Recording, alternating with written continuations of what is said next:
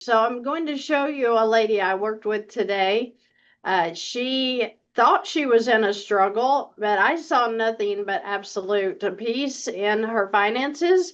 I guess that's why some of you guys come to me, is I can kind of take a look at your finances in a different way than you are. So I would say out of a day when I work one-on-one with you guys, 99% of you are not in the struggle you think you are. You're just using the wrong bank tools. And once you figure that out, whoa, everything gets beautiful again. So I hope you're enjoying beautiful finances today due to the YouTube channel.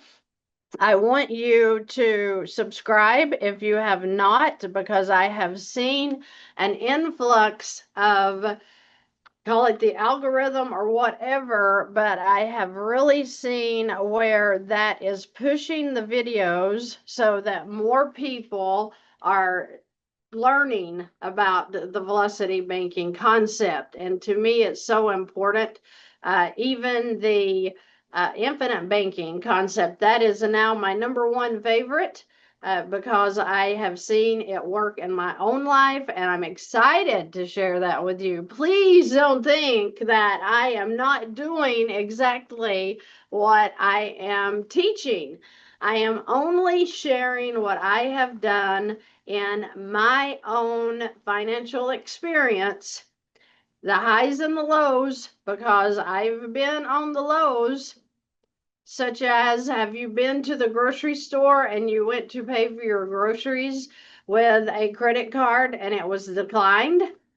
Yeah, me too. Do you know how embarrassing that is? Do you know how embarrassing it is that you're standing in line and you may have two or three people behind you and your card won't go through? Been there, done that so many times. I don't even remember how many times.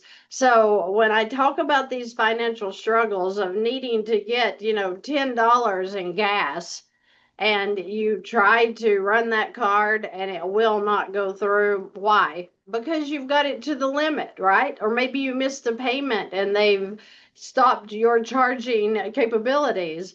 Whatever it is, be assured that you're coming out of that. Stay encouraged, because this ride with the velocity banking does not take long. It does not take long.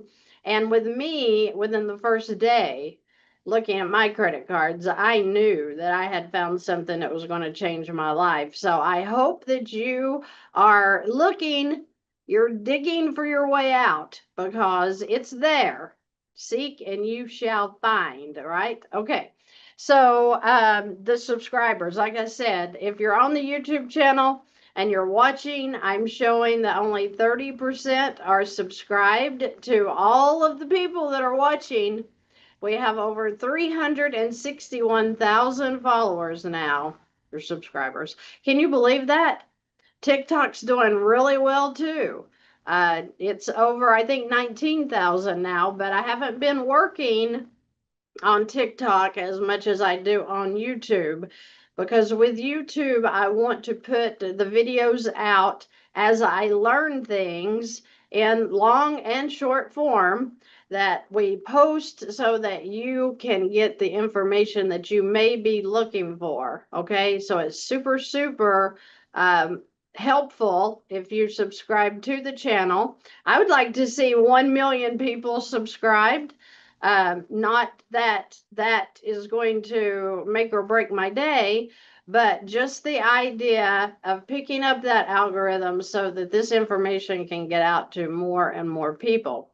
I want to talk about this one right quick, just because she had $2,807 in monthly payments just for these three debts: the mortgage, the car, and the credit cards. To me, this is a no-brainer, and this is an easy fix. To her, she couldn't quite see how this was going to work out for her benefit, but she's in a good position to get a first lien HELOC. She also is in a good position to start infinite banking.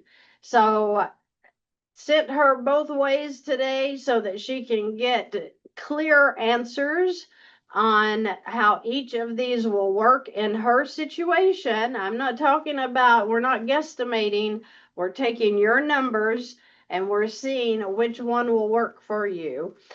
She had over a 700 credit score, so that's important when you're looking at these first lien HELOCs. But in her situation, literally 129,000 in debt. If you just run her numbers, once this payment has been eliminated because she moved this 129 into a line of credit, a HELOC is nothing but a home equity line of credit, and you do need a home to get one of these because it's based on your equity. But in her example, she had a $300,000 value. And because she lives in the state of Alaska, I brought it down to a 70% loan to value. Now, most states are 80 to 89%. I went with 70 in Alaska because I'm just leaving room for error, I guess. So if you take 300,000 times 70%, you're going to get 210,000. So her line of credit would be $210,000. And now, does she have to use the whole 210,000? No, she just can use what she wants to use after they pay off her mortgage. So if they pay off $100,000 on this mortgage balance, her house payment's gone, right?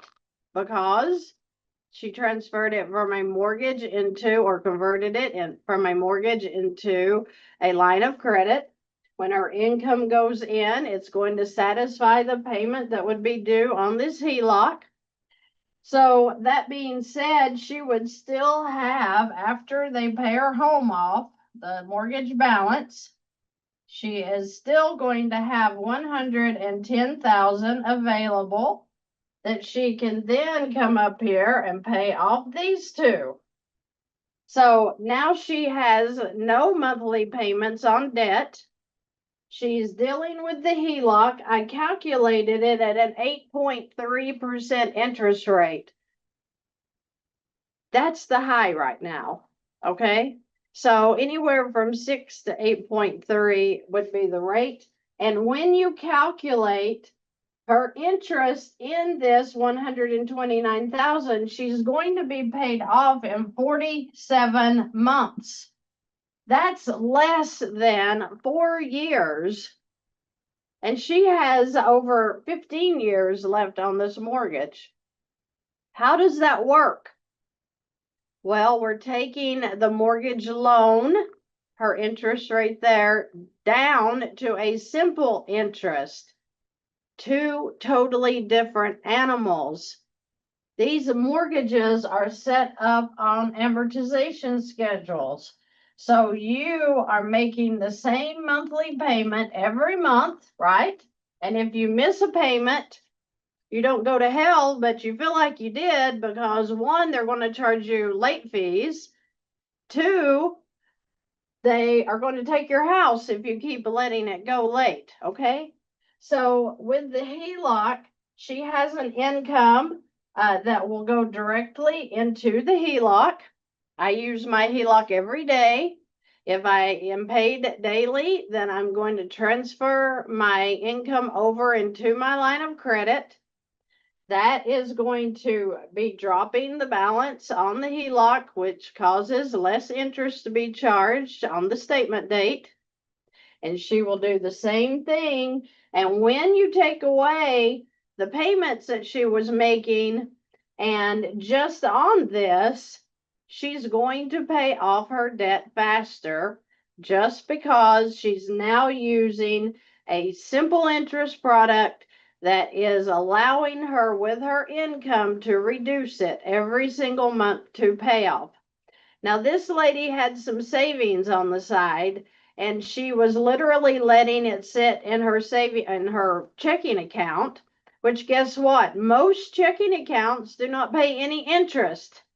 So the interest that she was paying on the mortgage, the car, and the credit card was really stealing her savings, right? I mean, just because you have it sitting there, if you're paying out $500 to $3,000 a month in interest on your debt, are you really saving any money in your savings or checkings account? No, not unless it's drawing the same interest that you're paying out on your debt.